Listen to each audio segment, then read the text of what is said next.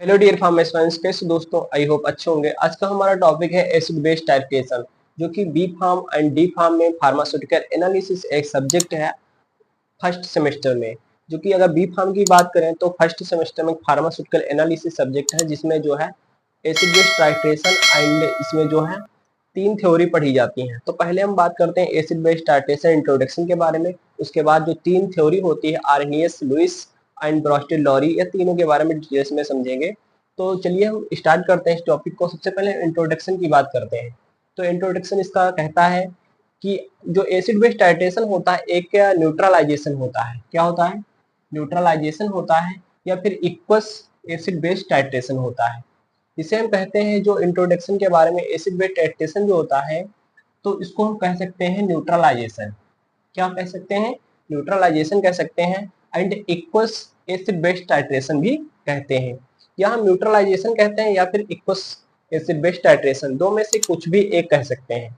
Next बात करते हैं जो न्यूट्रलाइजेशन, यहाँ पर एक वर्ड आया है ये वाला न्यूट्रलाइजेशन, इसका मीन्स क्या होता है?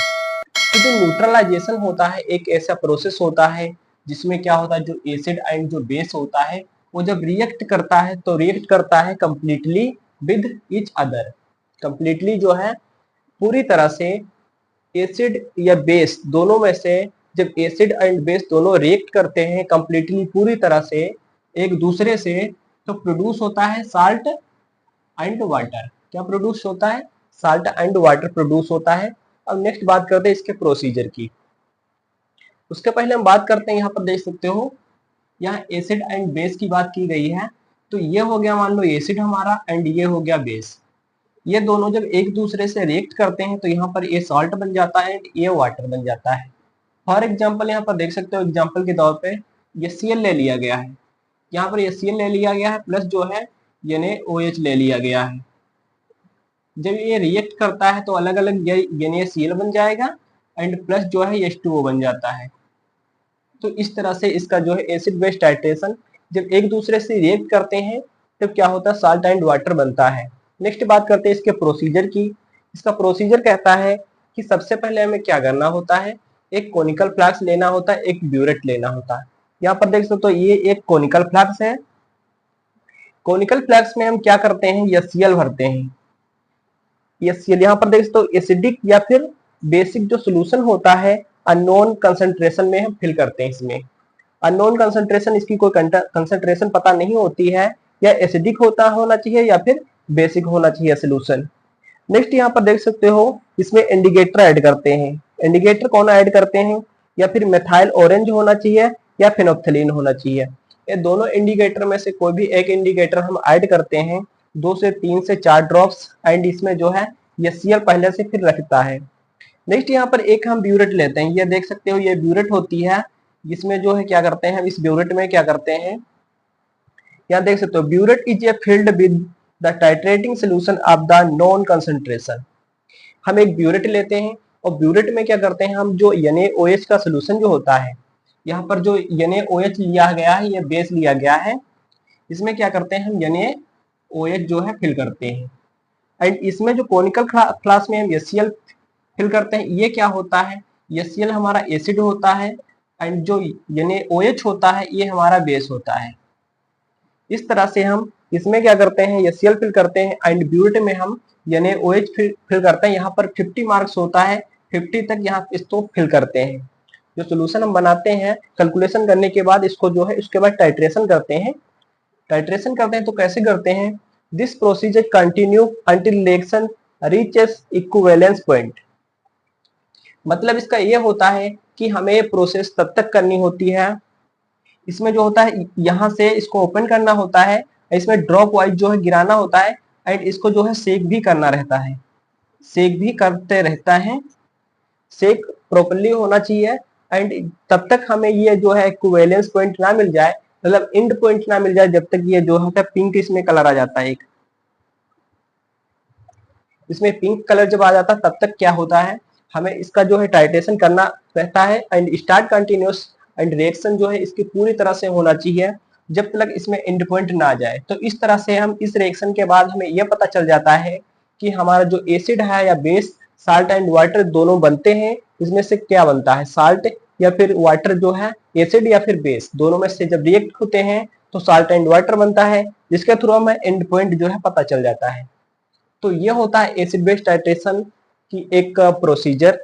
आई होप आप लोगों को समझ में आ गया होगा। अब हम नेक्स्ट बात करते हैं कुछ इसके जो थ्योरी होती हैं उसके बारे में।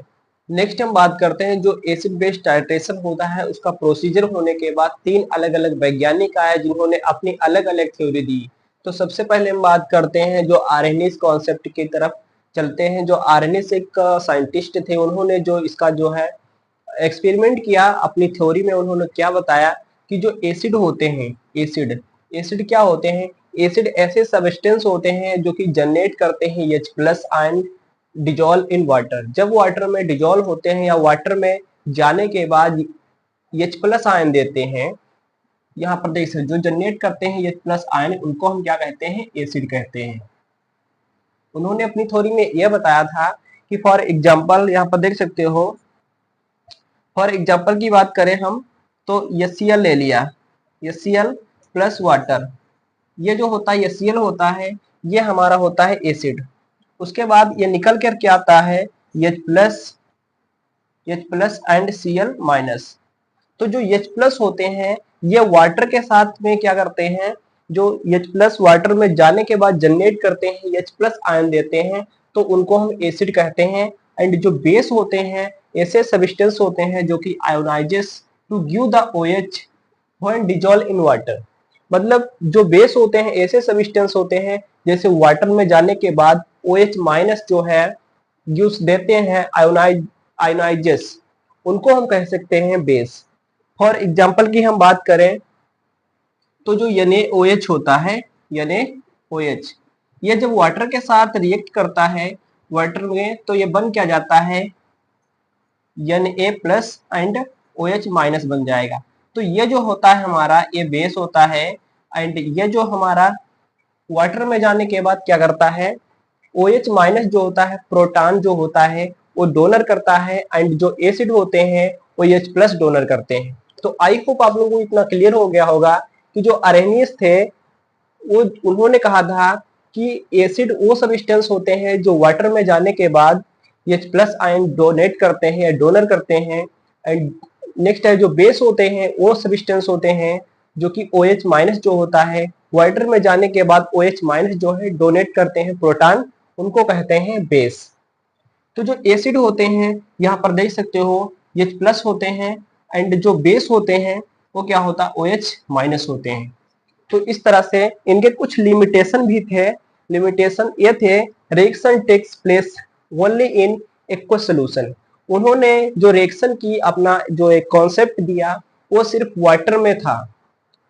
अगर वाटर इसमें ना ऐड किया जाए तो इन्होंने कुछ अलग दिया ही नहीं कि जो वाटर अलग, इसमें हम वाटर ऐड करते हैं तभी OH+ एंड OH- देता है, तभी एसिड बेस का पता चलेगा। अगर वाटर ना हो तो हमें पता ही नहीं चलेगा या एसिड है या फिर बेस है।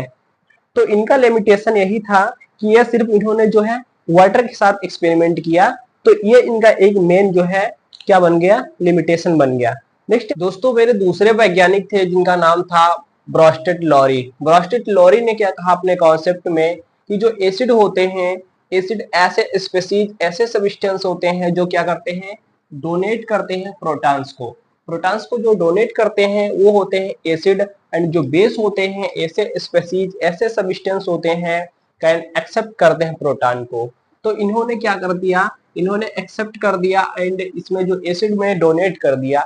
तो इनकी थ्योरी जो है कुछ अलग हो गई अकॉर्डिंग टू अर्हेनियस के। तो यहाँ पर दोस्तों ये जो ब्रॉस्टेड लॉरी थे इन्होंने कहा एसिड वो होते हैं जो डोनेट करते हैं प्रोटॉन्स, एंड बेस वो होते हैं जो एक्सेप्ट करते हैं प्रोटॉन्स को। यहाँ पर देख सकते हो एसिड जो होते हैं वो क्या करते हैं, डोनेट करते हैं प्रोटॉन्स को, एंड जो बेस होते हैं वो एक्सेप्ट करते हैं प्रोटॉन्स को। यहाँ पर देख सकते हो ये एक्सेप्ट कर लिया है। नेक्स्ट इसने जो है अपनी थ्योरी तो दिया लेकिन कुछ इनकी लिमिटेशन भी रह गई, मतलब कुछ गलतियां रह गई। तो कौन है, तो फर्स्ट यहाँ पर देख सकते हो, फर्स्ट इनकी गलती है does not give any idea recording acid base nature of A protic solvent.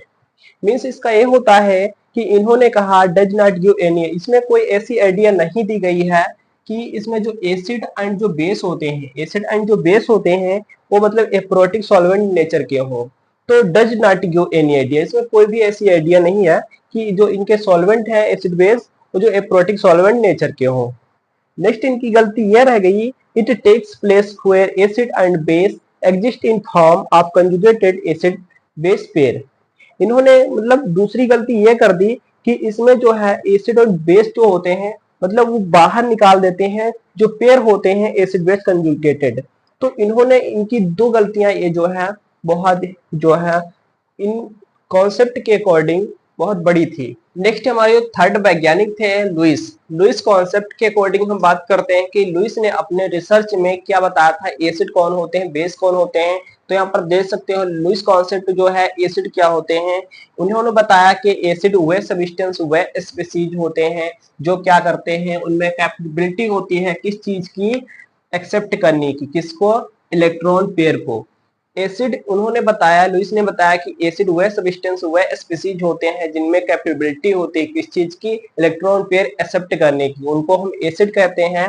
For example यहाँ पर देख सकते हो इलेक्ट्रोफिल्स। इलेक्ट्रोफिल्स जो होते हैं जैसे H प्लस हो गए यानी प्लस हो गया, तो ये होते हैं इलेक्ट्रोफिल्स। इनमें क्या होती है, वो कैपेबिलिटी होती है इलेक्ट्रॉन पेयर एक्सेप्ट करने की। नेक्स्ट यहाँ पर बेस की बात करें तो इन्होंने बताया था कि बेस वह सब्सटेंस वह स्पीसीज होते हैं जिनमें कैपेबिलिटी होती है किस चीज की, डोनेट करने की, किसको, इलेक्ट्रॉन पेयर को। उन्होंने बताया कि इलेक्ट्रॉन पेयर को डोनेट करने की क्षमता या फिर कैपेबिलिटी होती है, उनको हम बेस कहते हैं। तो यहाँ पर देख सकते हो एग्जाम्पल के तौर पे इलेक्ट्रोफिल्स। इलेक्ट्रोफिल्स क्या होते हैं, H2O यानी H3 या फिर Cl कह सकते हैं। इनमें क्या होता है, इनमें वो क्षमता होती है जो इलेक्ट्रॉन पेयर को डोनेट कर देते हैं। तो यहाँ पर देख सकते हो यहाँ पर क्या होता है, ये डोनेट कर रहा है, ये डोनेट कर रहा है, तो ये हो गया हमारा बेस, ये हो जाता है बेस क्योंकि ये डोनेट कर रहा है। और यहाँ पर देख सकते हो ये जो है इस तरह से जा रहा है, ये लोन पेयर है, इसको एक्सेप्ट कर रहा है, तो ये हो जाता है एसिड, ये हो जाएगा एसिड। क्योंकि यहाँ पर देख सकते हो एसिड वे होते हैं जो क्या करते हैं, एक्सेप्ट करते हैं, तो ये हो जाएगा एसिड। एंड ये हो जाता है बेस क्योंकि डोनेट करता है। इस तरह से एग्जाम्पल के तौर पे आप समझ सकते हैं। एंड इस तरह से तीनों थ्योरी हो गई कंप्लीट और हमारा टॉपिक एसिड बेस टाइट्रेशन हो गया complete. Thank you for watching, मिलते हैं फिर नेक्स्ट वीडियो में।